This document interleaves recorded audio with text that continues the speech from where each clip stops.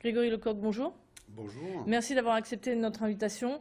Vendredi, la nouvelle est tombée comme un coup près. Quelle a été votre réaction? D'abord, une grande déception. Je pense qu'aujourd'hui, l'ensemble des politiques aujourd'hui sur l'île ont mis tout en œuvre pour que M. Van de Velde puisse reprendre cette société. Donc encore une déception sur notre licenciement suite à la fermeture du groupe Van Genestein. Effectivement, c'est un deuxième coup de massue. Un petit peu, je pense qu'on s'était calmé, on s'est repris, tout le monde nous a regardé un petit peu avec des yeux de biche en disant voilà, c'est Mais il y avait reparti. déjà eu, à un moment donné, il y a quelques jours, où il avait déjà jeté l'éponge, et puis finalement, il y avait une bonne nouvelle, il avait réussi à maintenir un peu les deux bouts, parce que tout ça, c'est une question d'ordre financier. Et puis là, il y a eu cette deuxième nouvelle, et finalement, il n'y a pas eu de changement. Le business plan, il n'a toujours pas réussi à, à joindre les deux bouts, Non, alors que l'État et la région sont pourtant venus en aide. effectivement, je pense que dans tous les cas, je pense qu'aujourd'hui, le business plan de M. Van de Velde, on ne le connaît pas, on n'est pas dans ses finances. Maintenant, voilà, je pense qu'on espère et je pense qu'on souhaite qu'il n'y ait pas quand même quelque chose sur ce terrain qui est quand même attractif. Je pense derrière, il y a beaucoup de... Le malheur des uns fait le bonheur des autres, on dit toujours. Donc notre malheur à nous de ne pas avoir cette société Van de Velde qui reprend cette société va peut-être faire le bonheur d'autres personnes et qui étaient intéressées par ce terrain. Maintenant, je vous dis, hein, je reste à dire, on a toujours été, voilà, on a Les- toujours cru à cette reprise. Ça se fait pas, ça se fait pas. On n'est pas dans ses finances. Là, il n'y a plus d'espoir. Non, non, l'espoir c'est fini, hein. Je pense que voilà, aujourd'hui, le liquidateur a envoyé toutes les lettres de licenciement de tout le monde. On arrive à la fin. À la fin, une fin tragique parce que je pense qu'aujourd'hui, une société comme le groupe Van Genestein avec des millions d'euros de bénéfices s'en va de la France sans rien payer. C'est un peu honteux. C'est un peu honteux. Qu'est-ce qui fait aujourd'hui, selon vous, hein, qu'il n'y ait pas eu de repreneur pour Gossens? Je pense que c'est un problème aujourd'hui. On a perdu. Je pense que la société Van de Velde s'était manifestée entre deux. On avait encore des clients. Tout s'est arrêté parce qu'on n'a pas mis cette société Van de Velde sur le piédestal en disant il est repreneur. Donc on a perdu nos clients entre deux. Donc effectivement, pour cette société, on ne va pas l'incriminer non plus. Je pense qu'aujourd'hui, c'est difficile de reprendre une société avec une structure comme la nôtre sans clients. Ça peut aussi faire peur aussi au niveau de M. Van de Velde. Il y a peut-être eu peur derrière et il s'est retiré à la dernière minute, hein. Ça, on veut bien comprendre aussi.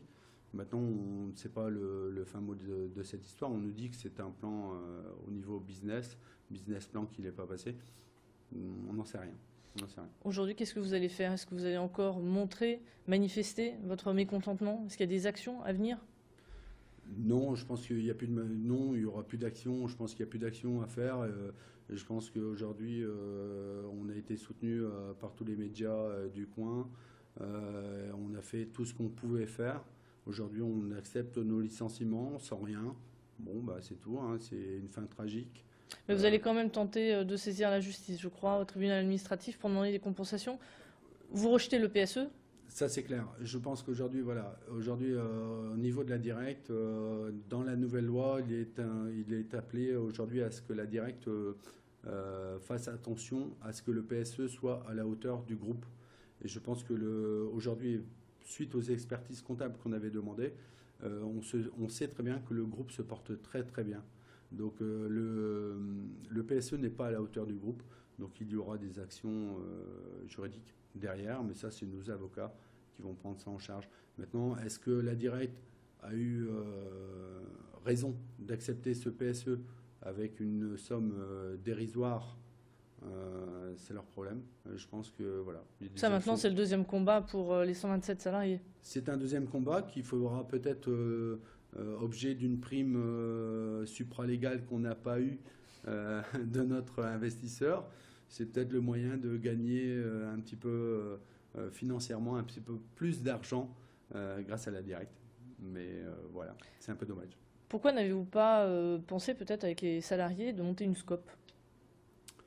Une SCOP, c'est difficile parce qu'aujourd'hui, il faut être quand même gestionnaire. Voilà, c'est pas, on a des compétences techniques. On n'a peut-être pas les compétences aussi à gérer une société. C'est pas facile. Je pense que c'est pas facile. C'est un métier, mais je pense que on l'a pas. On l'a pas actuellement et je pense que personne n'est intéressé. C'est une grosse structure hein, quand même. Pour monter une SCOP, c'est quand même voilà. C'est du gros matériel, c'est beaucoup d'investissements, les parts cartons sont très chers, donc ça devient difficile.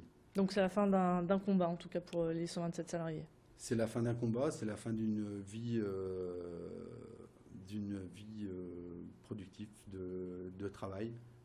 Oui, on se remet tous en question, c'est un coup de massue, c'est un gros coup de massue.